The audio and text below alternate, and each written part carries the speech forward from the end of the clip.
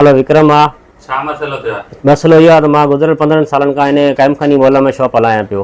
हिन गुज़िरियल ॾींहुं मूंसां इहो तशदुद कयो आहे पंहिंजी फैमिली खे वठी अची कंहिं कयो तशदुद? मुदस्सर नाले, ठीकु है, क़ाइमखानी आहे, पंहिंजी फैमिली वठी अची मूंखां गंद कयो आहे, मुंहिंजी इज़त ऐं नफ़्स खे नुक़सानु पहुचायो आहे।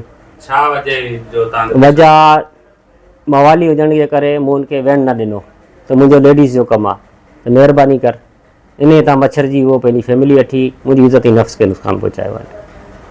मां इलाइक़ेदारनि खां अपील कंदुसि मूंसां इंसाफ़ु कयो वञे ऐं मूंसां अगरि मुंहिंजी जान ऐं माल जो ख़तरो आहे त मूंसां कुझु थियो त हिन जो ज़िम्मेवारी हूंदो। केतिरे वक़्त खां तव्हांजी दुकान ते ईंदो रहे थो? काफ़ी वक़्तु खां ईंदल आहे।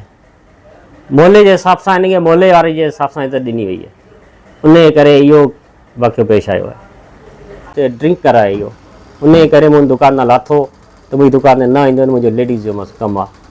उन मूंसां दुकान ते बदतमीज़ी कई, उनखे न वेहण जे करे उहो पंहिंजी फैमिली वठी आयो, पंहिंजी माउ वठी आयो, पंहिंजी भेण वठी आयो, मुंहिंजी दुकान ते मूंसां तशदुद कयो। खे अपील कंदुसि त मूंसां इंसाफ़ु कयो वञे ऐं मुंहिंजी